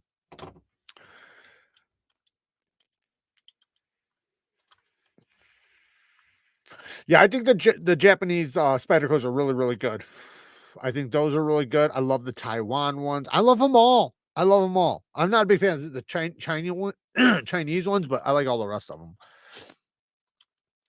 The Dragonfly K390 Flytanium tie scales. I was gonna say, it's not a bad idea to get something in K390. I think that's a really good idea. And then, if you can get some aftermarket scales, that'd probably make it a lot better for you. Being a lineman, though, FRN's not a bad gig. It's grippy, it's super light, it's tough. It's you're not gonna have to worry about fucking it up and scratching it and getting it dirty. You can just clean it off. So, it's not a bad gig having FRN when for a work knife. Remember, we're talking about a work knife. We're not talking about your going out to dinner knife, or your you know what I mean? Like, this is gonna be a work knife. So what would be a good first USA made custom low production folder under 500? Ooh, I don't know about that. Well, you said custom. So an XM18 is not a custom. That would be considered just a production knife. So anything you're gonna find in the USA under $500 is gonna be production, not custom. Customs are gonna be fucking $1,000 plus. Even a lot of the high-end knives are they're mid-techs, you know, they're not customs. But yeah, Hinder, Chris Reeves, you know, the another way to go is, you know, just buy a knife and then build it yourself, like buy a Spyderco Magnix, get the scales, the cage, the clip, you know, and change it and make it your own. But other than that, Spartan Harsey, especially if you do a regrind, Hinder XM18 or XM24. You can go with the what's that other one? The one with the thumb disc. Fuck, the fire something. I can't think of it. Freeman knives. You can go with the Freeman 451. There's a lot of great USA made knives. TRMs. You can get the full tie TRM one under 500. American Blade Works. There you go. That's a technically a production, but it's a mid tech, and that's like $350. Yeah, there you go. That's a really good one. So American Blade Works, and he does a good job with the Magnacut too. I don't know what they are called, but it's the new cold steel knife, a lot better than the Triad. It's called the not the Maniac, fuck, I just watched a big thing on it. The Mayhem. It's called the Mayhem. The lock is the Atlas lock, I think is what they're calling it. But the Mayhem Fire Tech. Yeah, thank you, Christopher and Henry. But the Mayhem is, yeah, it's a beast. Now, here's the thing. I'm not saying that this is going to happen. So I just want to be clear. I don't know. But I seen some tests on the Engage, which has the same lock, the Atlas lock. And when it was being batoned over and over, it wound up getting a lot of play in the lock. It was literally going toe to toe with a Triad lock, and the Triad lock was perfectly fine afterwards. Here's the thing, though. That Engage also held 720 pounds. Like when I was at Blade Show, the same knife, they showed it in the thing and showed it, you know, like what happened to it afterwards and blah, blah, blah. And that one held more than a Triad lock too. But it didn't hold up to the abuse. So there's a difference there between lock strength, you know, and it holding, you know, the lock engaged, you know, with pressure, and then it taking impact over and over and over, twisting and turning and all that stuff. Will it hold up? Maybe. I don't know. I didn't do the test, but the test I did see, it did not hold up. And it wasn't the Mayhem, it was the Engage. Same lock though. There's a 3.5 on the site for $400. Bang. There you go. NAFSALE.com, link down in the description. Make sure you use the damn link. Don't fuck me over on that link. Mercedes the Move. Yeah, that's another really good one. Yeah, Mercedes Move is another banger. And that's a good blue fragrance. If you're looking for a good blue one, that I wouldn't say it's just like Versace Dylan Blue, but I will say that it's in the atmosphere. It's in the realm. It's a blue fragrance. It's super fresh, super good, very mass appealing, very powerful, nice and strong, like Dylan Blue. And it'll last for a long time. I got the Project X. I got one of those. I think mine was $500. Yeah. So he's saying there's one on the site right now. If that's what he was talking about, I'm not positive. He might have been talking about a different one. Static load and dynamic stress are two different things. Exactly. Especially over time. You know, like there's a lot of locks that are very, very strong if you're only basing it on pressure. But when you start talking about chopping with it, hitting it, impacting it, you know, all those things go, because now you're not just talking about just pressure, right? You're talking about twisting and pulling and turning and all these things and all the other parts doing that too. Thanks for the answer, Jared. Good night, guys. Not a problem, Asher. Thank you for joining.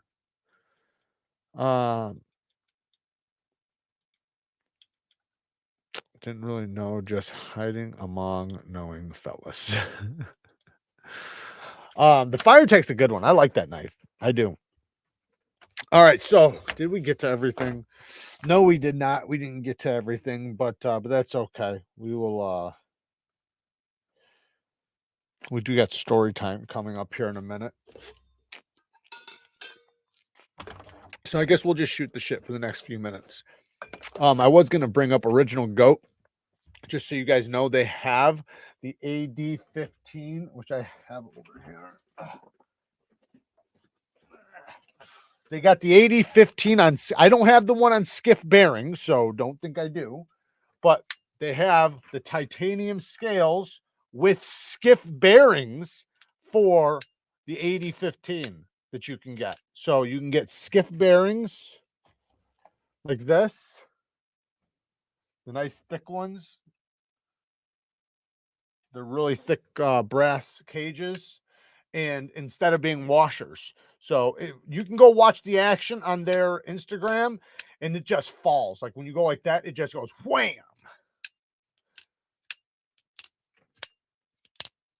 It does feel completely different with the full tie scale. So I have titanium liners on my custom.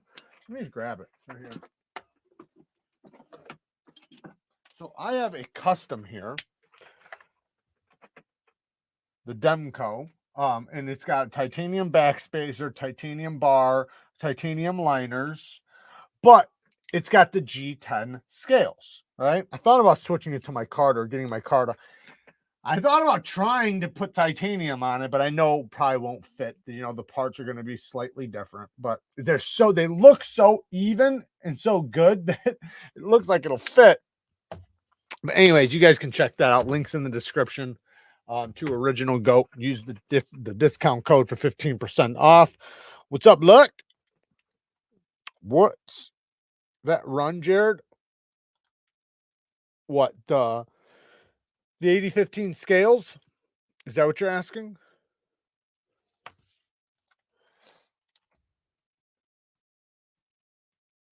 Well, I don't know if they have different materials or if they only have the titanium. So I don't know as far as like aluminum or anything goes. That you'll have to check. They also have linerless scale skiff bearings for, what is this? For the cold steel engage. Ha! That's awesome. And they do have the, let me just grab it. They do have the AD-10 scale. Let me just show you guys. I don't know why I'm sitting here and fucking just show you guys. So you can see they got the engage scales right here. I do have this photo coming soon. So these are probably coming soon, or maybe they're already there. I don't know. And then you got the AD-10 scales, which are really, really good. These things, man, it makes this knife feel like a freaking beast. You can get the aluminum ones for $80. The titanium is $200, but I'll tell you what, man, the titanium feels real damn good. The aluminum would be fine though. Like if you're on a budget, aluminum is just fine. Do not think you have to get titanium. Aluminum would be 10 times better, and it'll feel 10 times stronger anyways. But as far as the titanium, man, it makes it feel like, it already feels like a damn beast. Where the hell is this? There we go. Okay, so $75 for the aluminum, $150 for the titanium. But I don't know if these ones are the skiff ones, because I don't see it saying skiff. But they said they were available on Instagram. Check their Instagram. Just make sure you use my discount code if you do wind up getting them. But check their Instagram, because they did say that they have that they're, you know, the skiff bearing ones. But I don't see it on the site right there. Hey, Jared, got the SNE Tri-Stone through your link in the mail today for $32. What a deal. Hell yeah. Very cool. Yeah, dude, that Tri-Stone is pretty dope, man. It's crazy the value for that thing. Like I said, man, I have diamond plates that are well over $100 that size for 3 of them, and that's without a base. So I'd still have to buy a base with that. That you get the base, they're all connected. You just flip it, man, it's so easy to store. It's definitely pretty cool. The first stone, though, I don't like the grooves on the top, but just do what you can with the first stone, then go to the second one and tune everything up. It's a good one for sure. I use the heck out of it. Reminds me of Joker the Incredible Hulk. Yeah, that's what it is. It's Joker edition. That's exactly what it is. You noticed. Which one do you like best? Vision FG or the Sentinel Strike? Man, I don't know. That's tough. I want to say, so my heart wants to say the Sentinel Strike, but my brain wants to say the FG. And that's because the Vision FG is, it's different. So I like that it's unique. I like that it's different. I like the lock that it uses. It has a very strong lock. So I guess I'll say the Vision FG. But that Sentinel Strike's fucking badass. Jared, it's med time for an old man. Peace. See you later, Jim. Take your meds. I'll talk to you later. I appreciate you joining. Seth coming in with the 5 bones. Thank you for the live show, Jared. Night, folks. See you later, Seth. Thank you for joining. Yeah, we're going to get to story time. So the story today is about the time I had a dog rip the stomach out of another dog. I know it sounds gory. So you guys know I used to train dogs, right? So I had a couple dogs that I was that they were kind of mine in like a family's dog, and then one that I rescued that I was training. And the one I already trained, and it was a healer. Okay, it was a blue healer, but it was all white, which is crazy. Most blue healers are gray and like speckled. There's red healers and blue healers. Anyways, this one was all white with very little speckles. Anyways, one of the smartest dogs I've ever trained in my life. This thing was so damn smart. It could learn in seconds. I mean, I could teach it multiple commands in less than an hour, and it would keep it. But that's how those dogs are built. Those dogs are built for herding. So their brains work they're so high speed. They are made for work. Like they're not the type of dog where they do the trick and then they look at you for the treat. No, they do the command and then wait for the next command and the next command and the next command. They're built for working, 16-hour days, going, many miles across farmland, chasing thousands of cattle. So like they're built for hard work. Now the thing is though, is because they're a herding dog, they're all bark, no bite. What that means is that their bark is very loud. It's very aggressive. They sound mean as fuck, and they have the tenacity in them to fight anything. Like they're willing to fight. However, they're not very tough. Their bite is not that strong. And the point of that is that with cattle, the cattle won't get hurt, right? So the dog will walk up and say if it has to bite the cattle in the leg to get it to move or something, it just scares the cattle. It's not going to hurt them, and that's kind of the point. It's got a lot of bark and it's loud. So it's very aggressive and it makes all kinds of noise. So when it does bite, it sounds bad, but it's really not. So this dog was so smart though. Like I could get it to do fucking anything, man. It was crazy. And then it was so fast. It would beat every dog. Like I could throw 3 balls out there and 3 dogs would run out and that dog would get all 3 of them before the other 2 could even get one. This dog was wicked fast, wicked smart, and would listen to anything I said and wouldn't leave my side, which is a perfect dog. So this other dog, my dad, they were working in a field by a friend's house, tearing down some trees or something like that, getting ready to flatten it out. And my dad seen a cage out there and he didn't really pay no attention to it. The next day came back, right? And then seen the cage there, didn't pay attention to it. But then the next day they were getting closer to it, right? Doing the work. And they realized there was a fucking dog in there. Somebody abandoned a dog out in the woods after letting it get tore up. So what they did was they threw it in a fighting cage, not even a fighting cage. They probably gave it to a dog that was being, like I said, I grew up around an area that had a lot of dog fighting. So probably they were training a dog for the ring and they gave it this 3-4 month old dog just as a test, like something that can't hurt it, but it can kind of get the fight, get the taste of blood. It had scars all over it, right? And this thing was so young. It was 3 months old, 4 months old, like just a puppy. Even though 3, 4 months old, they're becoming to being a teenager now, like, for the most part, like they're very trainable at that age. Like they're not a puppy, but it's still a pup. It's young. Anyways, it had been eating its own feces for 4 days, so its teeth were rotten, of just shit, literal shit. It had no choice, so it was so emaciated that when I grabbed its skin, so like when you get with a dog, thank you, Rusty. I appreciate you becoming a member. When you get a dog and if it looks dehydrated, the one way you can tell if it's really dehydrated is you grab its skin. If it's skin, if you pinch it like this and it stays up, it's dehydrated. If you pinch it and it goes right back down, it's okay. So what that means though is that if it stays up, right? If you pinch it and stays up, you can't just give them water.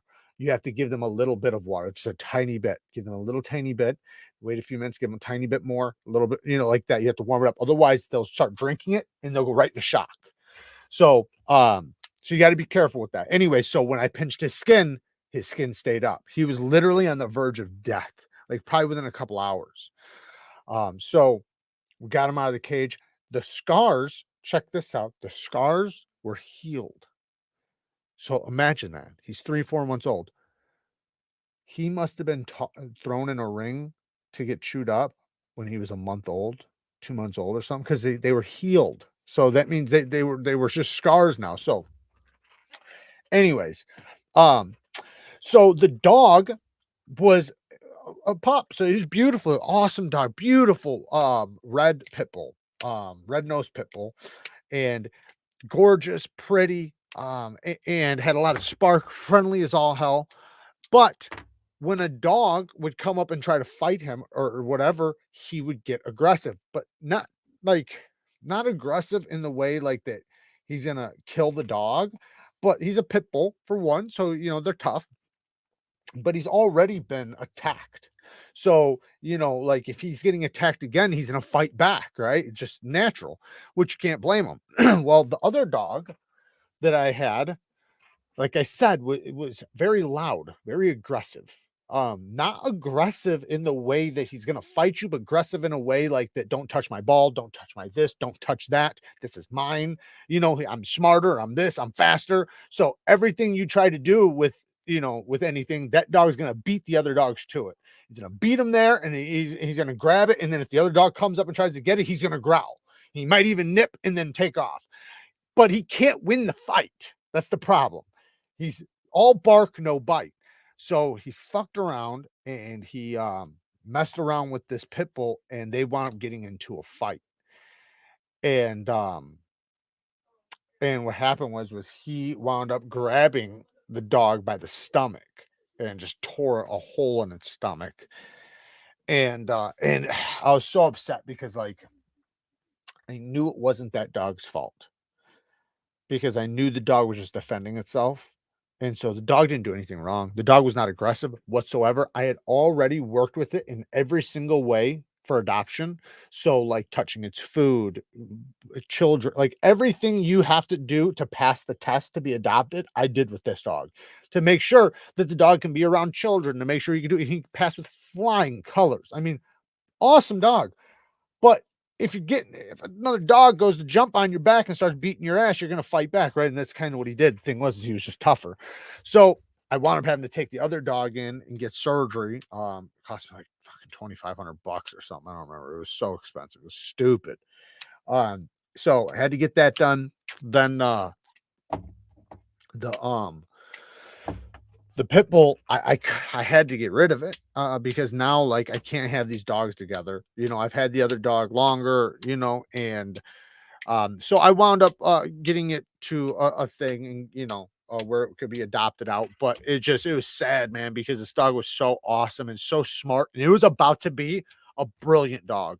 Like I had only worked with him for a few months, and he was a masterpiece. Like he was doing so well. He probably was already learned probably 30 commands within like 2 months span.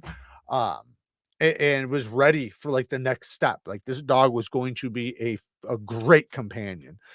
But hopefully the next owners hopefully were able to straighten them out, or not straighten them out, but able to work with him like I did and be able to see, his abilities. Because that's the thing, is usually anytime I hear, and slow down right now, don't start saying it in the comments. Hopefully nobody has.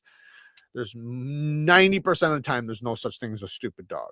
So I want to stop anybody who thinks that they have a stupid dog or that they know a stupid dog. It's not ever that. It's the trainer. It's the owner. You have to understand how to speak dog. And I don't blame anybody who doesn't know how to, because I used to not know how to. But once you learn how, you realize all the stupid dogs are just not being talked to right. They're not being trained right. The same exact dog that people call stupid, I could teach in 5 minutes. Give me a couple hours with them, that dog would be doing all kinds of shit you never thought it could do. But because it's not being taught right, it looks stupid, right? It's more stupid owner, stupid trainer than stupid dog. Now, I have met one dog that had brain damage, but it was also hit by a car 3 times in one sitting and was not mentally challenged before that. He got mentally challenged. He had issues before that, but he was fucked up after that. Um, but um, but anyways, um, yeah, man, it's surprising how fast you can train a dog when you know how to speak to them, when you know how to respond to them, when and it's a lot of it's body language. It's your body language, the way you walk in the door, literally the way you walk, the way you talk, the way you carry your shoulders, the way your voice is, the way your hand gestures are, your body language, your eyes, all that stuff plays a part. That's all body language, and that's dog whispering. Dog whispering is basically body language and noises. Um, I can speak dog. Woof, woof, woof. Yeah, I bet you can. Jared, speaking of dogs, I just watched an old video on Miss Douglas. Oh, Dougie. When Amos was young, his daddy would use him for alligator bait. Alligator bait. Doesn't even sound like territorial, sounds like PTSD. Well, it wasn't the one dog you're talking about, the healer. The healer, that's how healers are. Like I've been around tons of healers. That's how healers are. Healers are herding dogs. They're chasing dogs. They're dogs that are meant to chase, nip, and bite. Like, you gotta understand, like, every dog was built for a purpose, right? A herding dog was built for work. It's a working dog. So it's a high drive dog. Now, Pitbull is not. It's a working breed, but it's not. It's more of a guarding breed, a family breed, family companion. It's a companion breed. That's what a Pitbull is. A healer is a working breed. Two different things. So a working breed can't always be. Now, I'm not saying he couldn't be, like, he was around dogs his whole life and was just fine. Because most of the time the dogs would just submit. Like when he'd be loud, they would submit. And if they got into it a little bit, it wasn't a big deal. But this dog, at this time, when they would get into it, they were actually getting into it. And the thing was that when they got into it, this was the problem. When they did get into it the first couple times, and when it should have been worked out, the Pitbull won. The other dog should have let him be dominant after that, but he didn't. Even though he won, this dog continued afterwards to still be that same way because it's just in its nature. So, the fight wound up at the last one getting bad. The ones went from bullshit, and like not killing each other, to the last time it being serious. And that's the thing, is when it's serious, because dogs fight all the time. It's just over a lot of different reasons. They're supposed to. Dogs are supposed to fight and wrestle. That's how they do their pack. That's how they figure out the hierarchy. That's how they do all that. That's how they work differences out. But it's a difference when it's a fight to kill, and the difference because you're going to see blood. Blue heelers are excellent, active, and attentive dogs. Yes, they are. And they love to be the sheriff in town. Yes, exactly. Great, fun, protective little guys. Yes, very protective. Very, very protective. So intelligent, man. I could get this dog to Like I had it doing where I'd shoot it, like act like I'd shoot it, like put your hands up, and he'd put his hands up, and I would shoot him, and he would do damn near a backflip. And then when he lay on the ground, I'd shoot him again and again and again, and he would twist and turn. He was so smart, man. What's the best button lock or crossbar lock knife that can be deployed 3 ways under $100 USD? For button lock, I mean, there's a difference there. Button lock and crossbar lock are 2 different knives. Crossbar lock, you're not going to find 3 different forms of deployment on a crossbar lock. Usually, at least I can't think of one. Unless if you're thinking like a fuller, a hole, and a stud, that'd be the only way I could see it. I could think of 2 forms of deployment, but not 3. But as far as a button lock, you can go with the Sentinel Strike. That's a flipper, a thumb stud, and a hole, I think. Am I right? Yeah, Sentinel Strike. Use Civivi Sentinel Strike, and it's under $120 USD. Bang. Yeah, well, they're similar to Jack Russells in a way. They're like a giant Jack Russell. Jack Russell's a high energy too. I never would, but they make me feel like I want to stitch them up in some leather and see if I can put it through the uprights. So I love Jack Russells. I think fucking Jack Russells are amazing. And yeah, but and it's a button lock. So yeah, that's what I was saying. Yeah, that's a good one. Yeah, the Jack Russells, man. The healers are very similar to Jack Russells. They're like a giant one. We have horses. I had to learn to listen to them. It was listen to them or listen to my wife. Now, if I can only get my wife to listen to me. Yeah, horses are another thing. Horses are definitely different, but all animals, like when you learn animal psychology, a lot of animals have some similarities in the way they learn. Some of them are just going to be, you have to be more patient. They might take more time. There's just different things. And just like even dog breeds, right? With dog breeds, some dog breeds you have to be more patient with. Some of them you're going to be more, not aggressive, but more firm with. Some of them you're going to be more delicate with. It depends on the temperament, depends on their past. Same thing with horses. Horses can be kind of the same way, where they're gonna, like, they can be very stubborn. They can also be very fearful, which is what you don't want. You don't want your horse to be scared of you. You want your horse to trust you. You're supposed, just like with with your dog, that's supposed to be your partner. That's supposed to be your fucking partner in crime. You're supposed to trust each other. And that's why when something happens and you call him, he's going to come, because he doesn't want to lose you. You're his friend. And that's the best way to have a relationship with any animal, especially dogs, horses, things like that. That is your friend. It's not my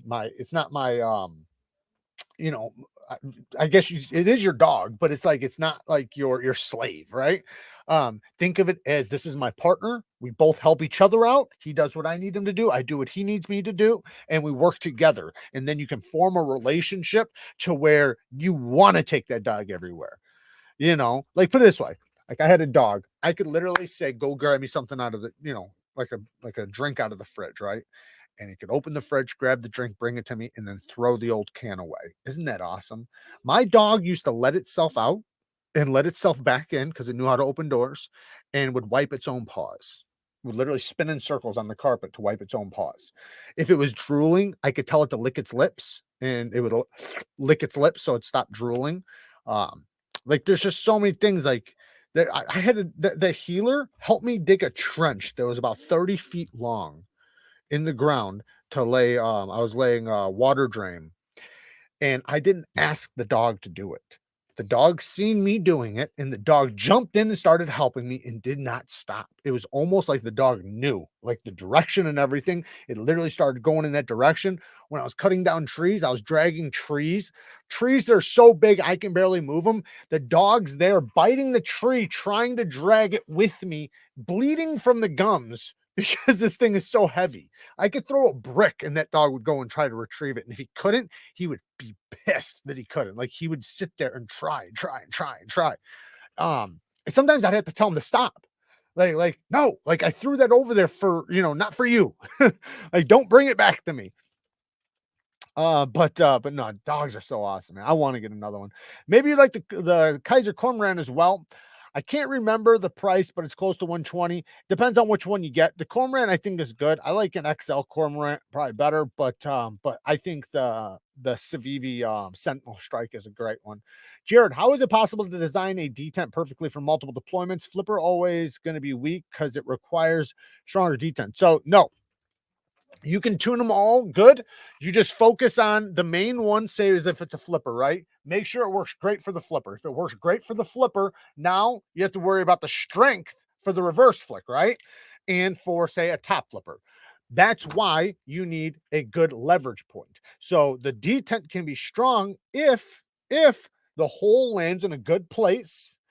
And if say if it's a front flipper, the front flipper is high enough, grippy enough, and well positioned. So that's going to be the way to do it.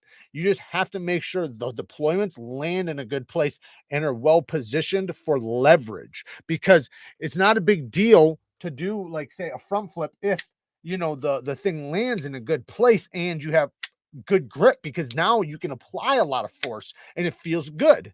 Now, if you're all awkward and it's slippery and the jimping sucks and it's short, and it has a strong detent, yeah, that's gonna fucking suck. So it's more about the positioning and everything. Then but you would set the detent to strong. That's what you would do in that case.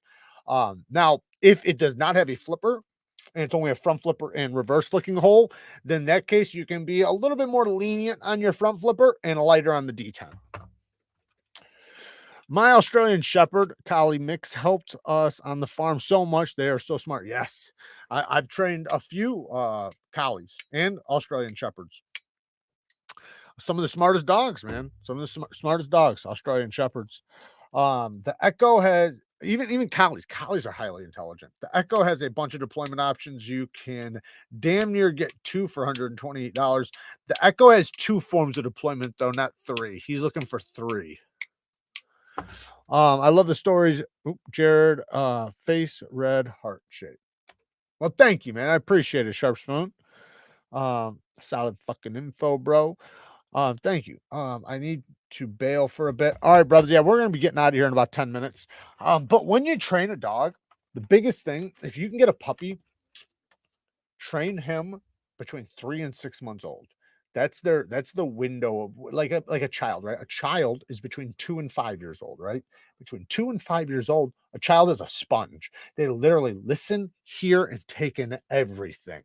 Like everything that's happening around them is just being like absorbed into their brain. Well, a dog's is between 3 and 6 months old. By 6 months old, the dogs that I train know everything they're going to know for the rest of their life by the time they're 6 months. So by the time they're 6 months, they already know 30, 40 commands. Now they're going to learn more, but the point is that those 30, 40 commands are that's the foundation.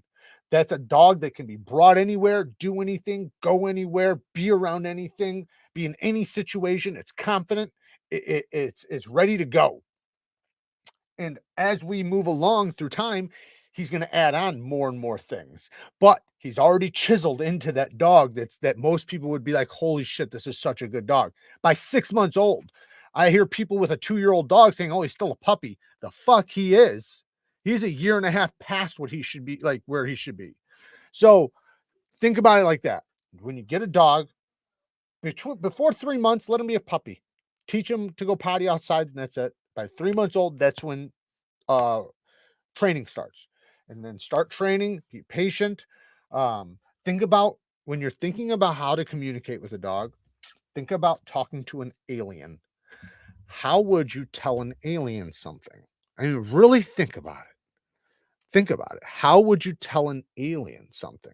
If you can't use words, because remember, the dog doesn't understand. People will sit there and repeat a word as if the dog fucking knows what the word means. Sit, sit, sit, sit, sit, sit. He don't know what sit, sit, sit, sit means. And you don't want to turn it into sit, sit, sit, sit, sit. Because now instead of it being sit, it's 10 sits. That's the word. So in order to prevent it from being 10 sits, teach them with the body language and the command.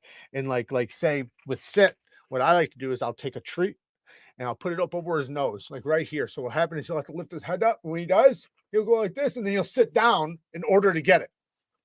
As soon as he sits, good boy. And I treat him for it. So now he's done it on his own. Now I'm just praising the good behavior. So now he's learning, oh, good boy means yes. When I don't get the treat, that means no. I don't get punished. But if I don't get the treat or if I don't get the praise, that means no. And a real no will just be ah. And the reason why he's ah is because it's a growl. Most dogs, especially if they're with their mothers till they were 8 weeks old, like they're supposed to be, they've learned what a growl is. A growl is it's the same thing across the board between all animals, right? A bear knows growl, a cat knows growl, a dog knows growl. We all know growl. Ah. So that means stop it or no. So if it's something serious, you use ah, and then they stop, and they'll even look up at you, because they're like, whoa, But when it comes to training, you don't ever want to discipline. No discipline with training. Training is all fun and games, because you want them to want to learn. It's like a kid going to school, right? If you went to school and you were getting your ass beat in school, you're not going to want to learn at school. You're not going to care about school. You're going to hate school. But if you're having fun, you're getting snacks, and you're getting to learn things and play with your friends and hang out with all these new people and go to all these different places, now you're enjoying it. That's how they learn fast. They learn fast when they're enjoying it. And you just don't ever want to beat them up too long. Meaning like 5-10 minutes max. It doesn't matter if it's not working, right? 5-10 minutes, stop. Because once you get that dog bored, he will get sick of learning, and now he's not going to want to do it again. So what you do is you stop him while he's happy. Stop him while he's excited. While he's doing really well, stop it. And then wait an hour or two, then do it again. But anyways, teaching him the behavior, then praising when he does it. That's why clickers work really good too. Clicker just means yes. When you hear, how people use the trainers, the clickers, that's all that means is yes. Click, click, yes, you did it right. Click, click, yes, treat. So now they know if they don't hear the click, they're not doing it right until they hear the click. So now it's easier to teach them, because now, like, say if you're saying sit, right, and you're sitting there holding the treat up, and then they go to sit down, as soon as you click, they hear the click, and then they know I did it right.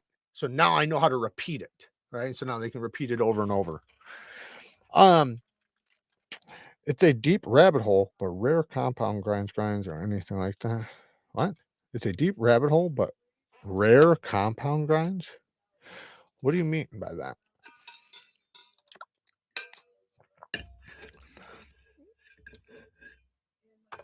All right, guys. I'm not sure what you guys are talking about. My ex-boss's Doberman is 2 years old and is a total pussy. They talk to him like a baby all the time. Yeah, well, Doberman should be courageous, fearless dogs. I've met a lot of them that are pussies, and the reason why, and I'm not saying this is what happened with them.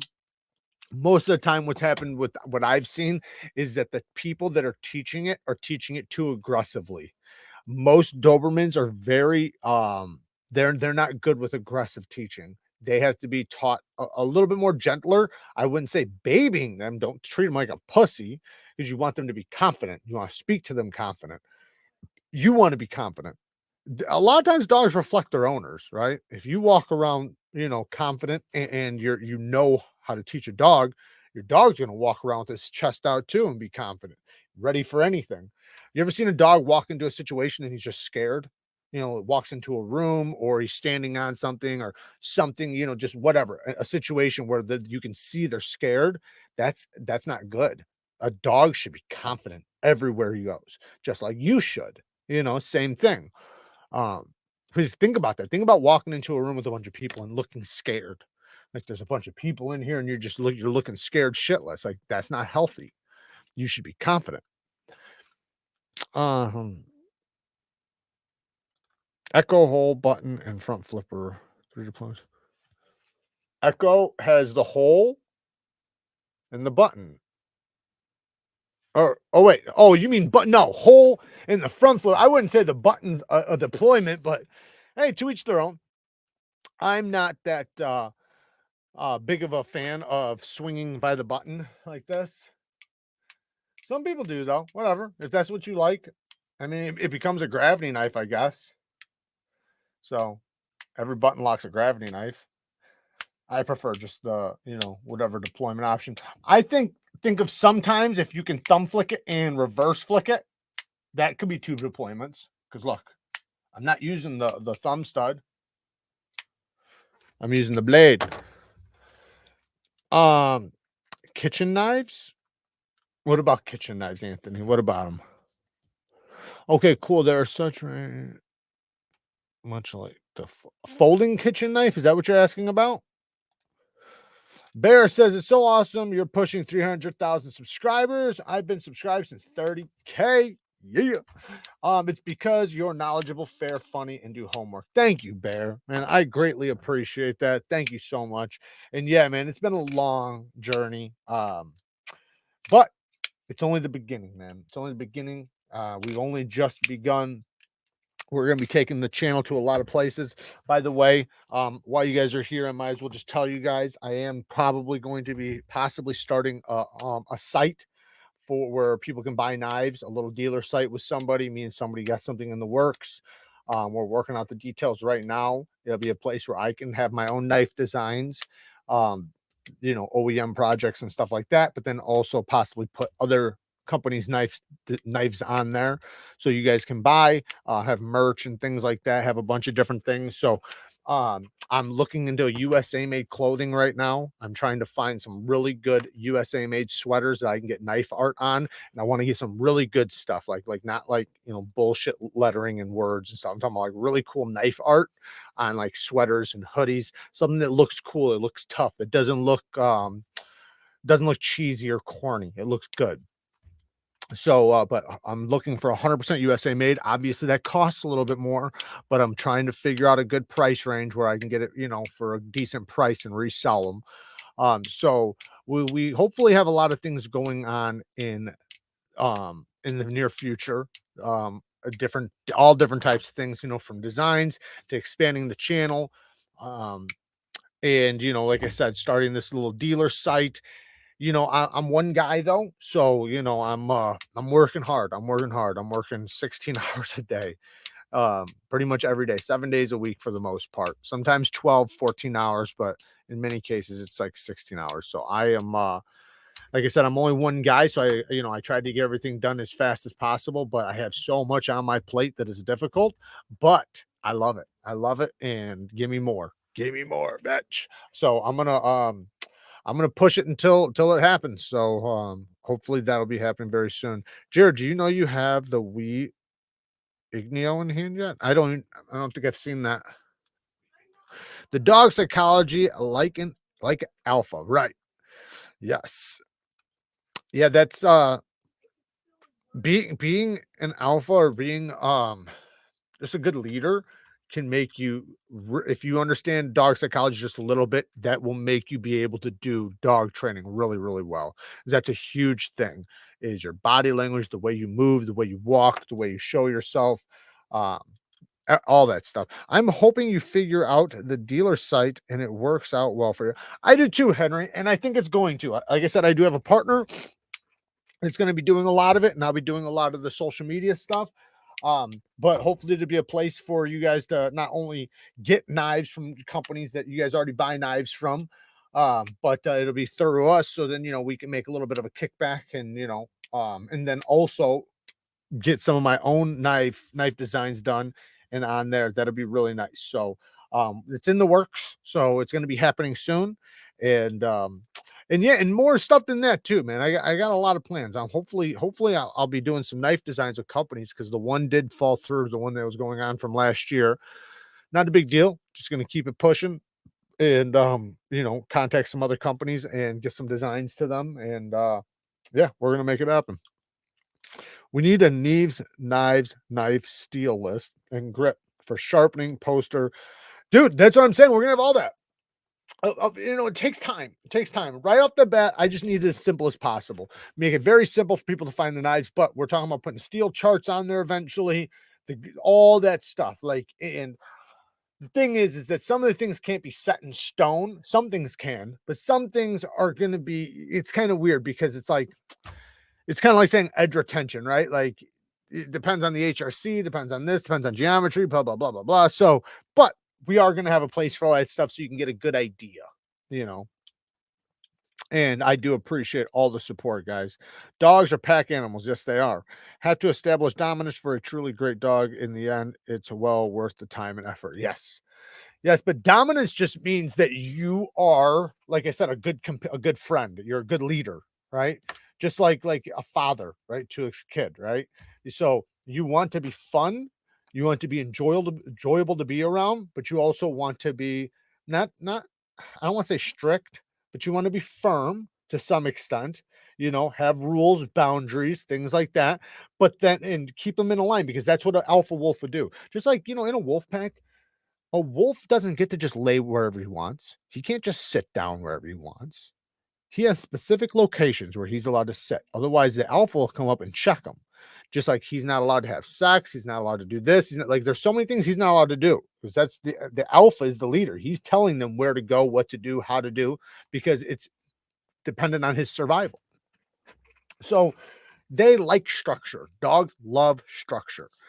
But you just have to know how to apply the structure and know how to reward good behavior because dogs want to repeat what gets them good, right? Whatever brings them happiness, joyfulness, treats, things that are fun, they want to repeat. So make things easy to repeat, make things easy to understand, and make things easy to be rewarded. And then then over time, you don't have to keep rewarding them because that'll just be a habit. Hey Jared, if you had a $900 knife budget right now and you didn't have any expensive knives, what are the main thing brands you would look at? I would go down into my Polish custom knives link and I'd probably buy a Herman Ishtar. That's probably what I would do, Houston. To be completely honest, you can get it under $900 and yeah, they're fucking awesome. So far right now, I do have a couple different ones, and the Ishtar so far is like my favorite. I love that. Like, if you depends on if you like small knives. If you like small knives, there's other versions, but to me, I think their full size Ishtar, which is like 3.7 inches, it's such a good knife, man. The detent, just everything. I love the way that one's done. Right there. Thank you, Todd. So that's what I would do personally. I hope the first knife you drop comes in. It's not going to be, there's no way, Joe, because no companies will use it. I can't find a company to use it. At least the companies I'm talking to right now. Like, hopefully, if I'm able to do something with a couple companies I'd like to, yeah, maybe in the future. But the first one's definitely probably not going to be able to. Hopefully, maybe. I mean, I'd like to. That's what I've requested, but the things I've requested, I can tell are not, like some companies are just not. The thing is they're not able to do it well, and they're not willing to risk it, and take a loss, so anyways, guys, I'm going to get out of here. I do appreciate all the love and support. Remember, if you guys are going to buy anything or get anything, always use my links down in the description. It massively helps the channel. So if you guys have something you guys are wanting to buy from Amazon or whatever, or wherever, come to my links, use my links. The Neevesknives store is an Amazon link. That's what that is. So all you have to do is click on my Neevesknives store and go up to the top search bar. You can search whatever you want. And you can buy diapers, you can buy tampons, you can buy whatever the fuck you want. Now, and then obviously all the knife dealers are down there too. So if you guys are going to buy knives or whatever, that also helps. Now, soon you guys are going to start seeing little, not ads, but little cards pop up in the bottom of the videos. And they're just going to be little things like storage containers, things like that, just like random kind of things that if you guys might need, right? It's, something to think about. Like maybe if I'm talking about certain sharpeners, it might pop up, but I can only do that with certain products. So, some of the products I'm not really picking, they are, but some of them when I can pick, I'll pick, I'll try to get as close to what I'm talking about as possible. But if not, it'll just be random, or it'll just be something random. But anyways, guys, thank you guys for all the love and support. If you want to become a member, the memberships are down in the description. All you gotta do is click on it, become a member, and yeah, there you guys go. Work hard, stay tough. Society's relying on you. Until next time, peace.